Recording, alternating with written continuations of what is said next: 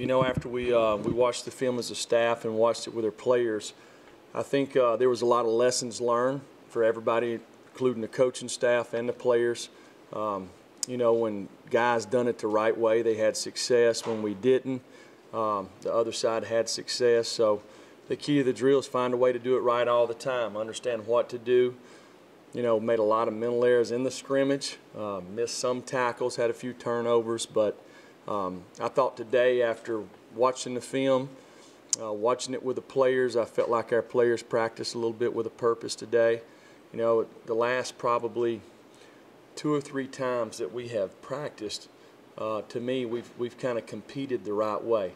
Not the entirety of the practice, but for the most part, you know. And so what we've got to do is, when we get to that point, we got to get guys where they start trying to get the other guys going instead of the coaching staff, because obviously we're not going to be out there during the game. So that's part of learning how to play football. It's part of learning how to be a team. So hopefully in the next 5 days we can start having some guys that step up and find a way to get everybody else going. So any questions?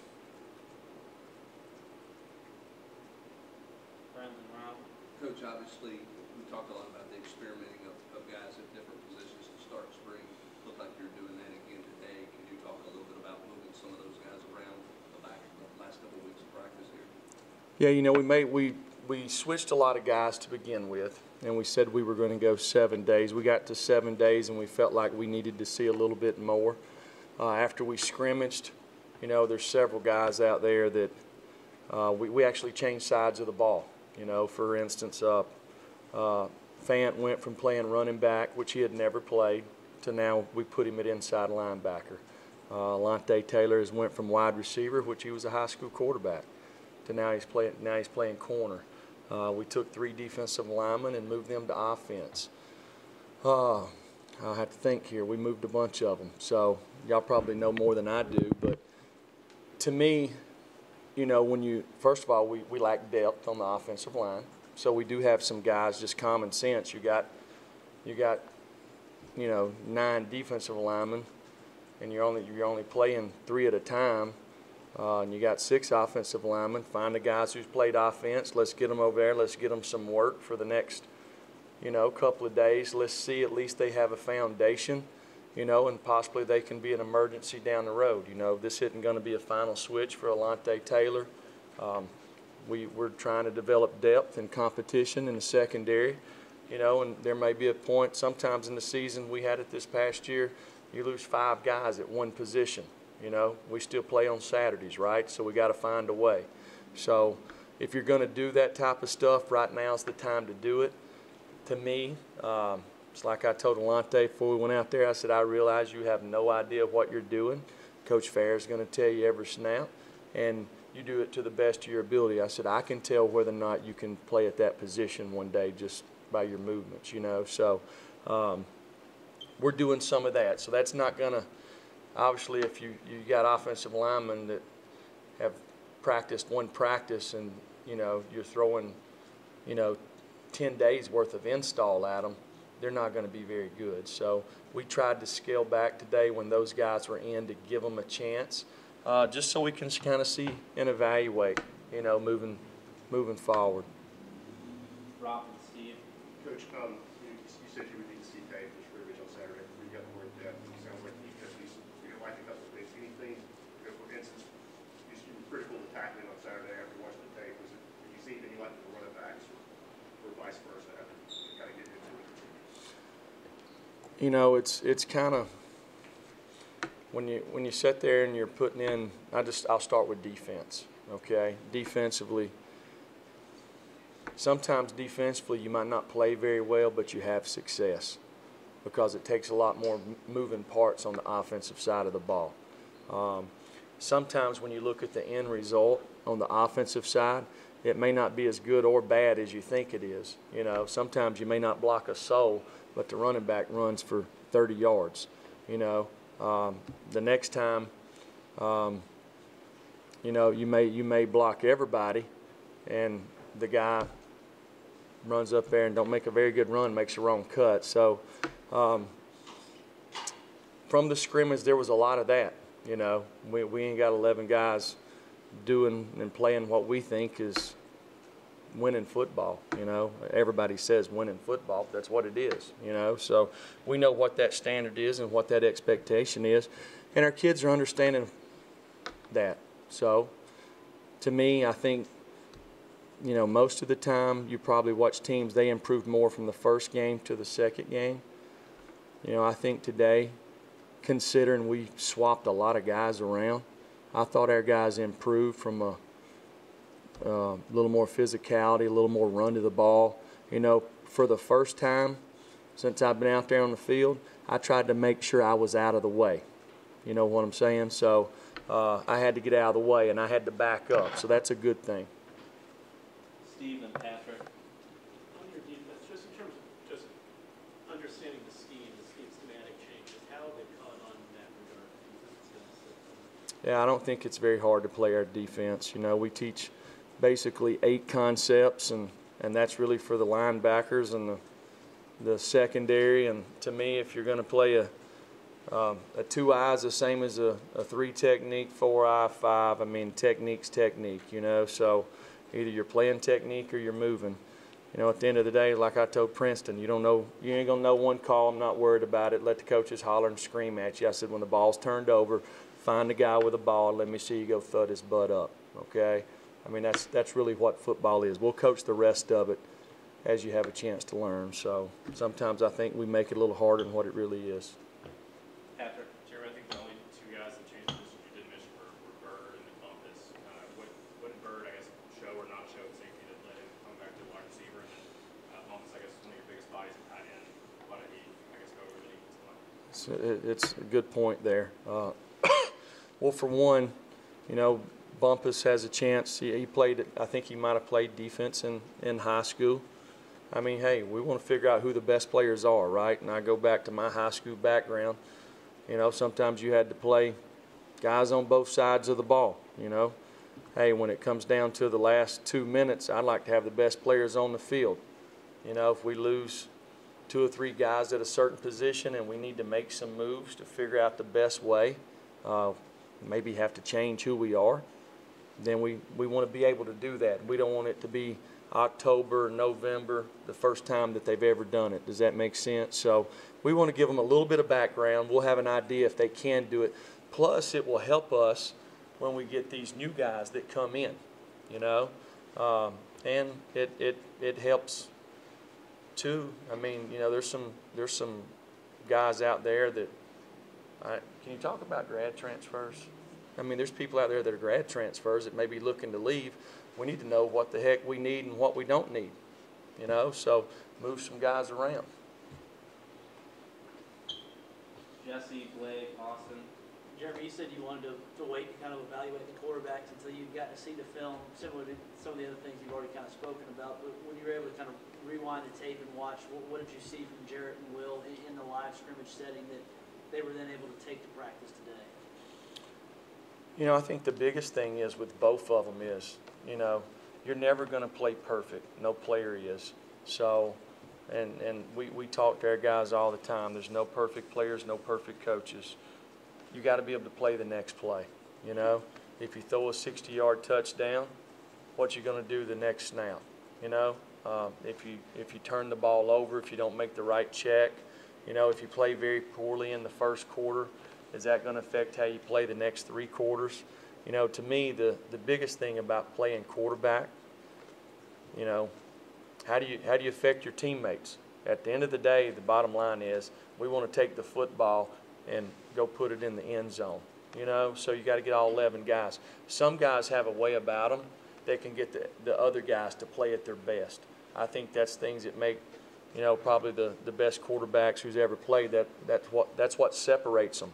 You know, all quarterbacks, they wouldn't be playing a position if they didn't have arm talent. It's a blessing if they have foot talent, which both of these guys do. Both guys are smart. They're good competitors. But the key of the drill is hey, who's going to get the other guys to let's go and play at their best? Blake and Austin. Jeremy, I have 2 questions. One, I haven't seen Devontae Brooks probably a lot there out there. I think for a few practices, are they dealing with something right now? And then 2, make any calls. Is Coach Shear making the defensive calls? Yeah, when we go out there at practice, Kevin's making the calls. You know, Tyson's calling them on offense. But the thing about our staff, if we said Tracy Rocker, you make the calls, he could make the calls. If we said Chris Rump, you make the calls, he could make them. Charles Kelly's been making them for a long time. You know, same thing. Will Friend, he could call the offense. Chris Winkie could call the offense. You know, I didn't say Terry, I didn't say David, and I didn't say Brian. Not because they're not capable, they've just not worked in this system before. Does that make sense? So the other guys are very familiar with what we want to get done, how we want to do it. So, and they're very, all of them, all 10 of them are very involved in our daily planning. And then Devontae and Riley. I skipped that. Mike? You mentioned that the Orange and White game was going to be a true game. Are you going to have any blitz limits or anything like that for your defense, or is it going to be wide open? And then also, will that apply to next Saturday's scrimmage? Well, we're going to format it, you know, so it's exciting, I hope, you know. I want to, you know, we're going to take from things and places we've been before. The last 4 minutes of each half is going to be 2 minutes. The last 4 minutes of the second half is going to be 2 minutes. Don't matter the score. So it's going to be 2 minute back and forth, okay? So, you know, there's a little bit of excitement. Nobody wants to go out there and watch you run zone or power over and over and over, set on the clock. So we want to play, put our players in position to compete. And yeah, we're not going to go out there and do everything, but heck, we don't do a whole lot anyhow on either side of the ball. So I guess just to follow up on that, there are different ways. Some teams draft, some teams like the coaches. Have you figured out how you guys are going to split the team up yet? yeah, we're going to play ones versus ones, you know, so it'll be, you know, the one offense will be on one team, the one defense will be on another team. With the one offense will be the two defense, and with the one defense will be the two offense. So we got good on good, and play it that way. You know, you can draft if, you know, if you've got a team that's a lot of veterans, knows what's going on, and you have a lot of depth, which we do not. So you don't want to have one guy get injured and, you know, you have to play a guy at left tackle and he can't block me, so every time the quarterback drops back to pass, we get sacked. So that's not going to be a whole lot of fun. Austin and Wes. Jeremy, you talked about body language coming out of Saturday. With the position changes today, where you feel like you're able to get kind of a good mental makeup of, you know, what your players are like because you're switching them positions as far as body language when you give them that news? And then two, can you talk about Daryl Taylor this spring? You know, it's funny you talk about body language. I threw out the first pitch the other night at the baseball game, and I threw it about 6 yards left of home plate. I mean, we've got a catcher back there, and he can't even get over there to it. It's so far left. So my wife calls me after the baseball game. She said, "Hey, Coach Pruitt." And I said, "Yes, ma'am." She said, "If you're going to preach about body language, how about demonstrating it yourself?" She said, "You threw that ball and up against the backstop. You should have seen you walking off the field." So she straightened me out real fast on that pitch. But you ask a bunch of questions there. I can start back with the other one. Which one was it? Well, just what can you learn from telling a kid that they're on offensive line, defensive line as far as body language, and then Daryl Taylor? Well, some of these guys, you know, changing positions, you know. I mean, you line up on the goal line, you may want to put defensive linemen down as tight ends, you know. Heck, we might want to play with nothing but offensive linemen and tight ends. We might not want to play with any wide receivers. So, and that might, it don't matter how many offensive linemen are healthy. Does that make sense? So we're going to find a way to play the way we want to play. And if we got to play some guys that have to do both, we'll do that in certain situations. You ask about Daryl Taylor.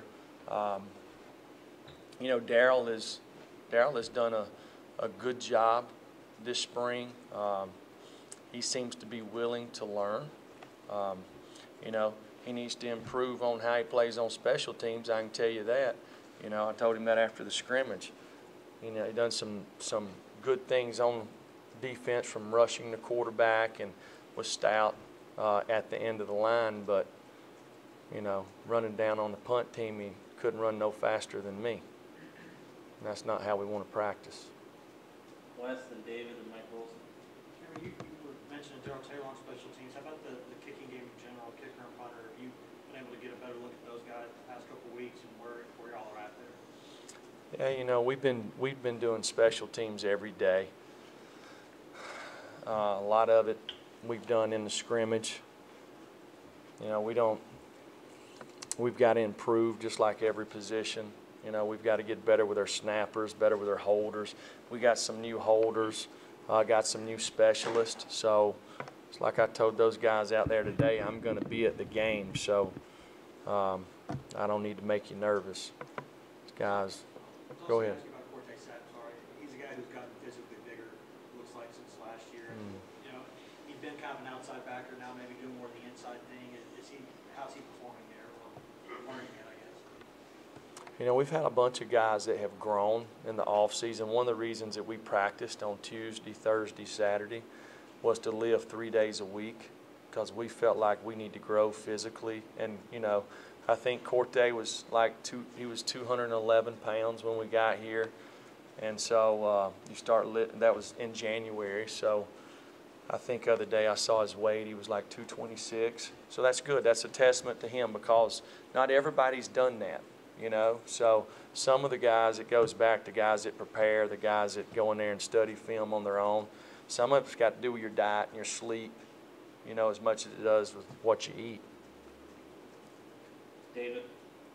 Jeremy, to have Chance Hall back wearing a football uniform just a month after surgery, is that an encouraging sign, and what's his road to recovery look like? Well, no, I'm expecting for them all to be back after they have surgery, you know, pretty quick, you know, and Chance wants to play. You know, it's kind of unusual when I first got here. Me and him had a conversation, and, you know, for him, you know, it's been a while since he had played, and I didn't really know his story. So we sat down and talked, and I think Chance is adamant. He's fired up about having an opportunity to get back out there, and that's good to see.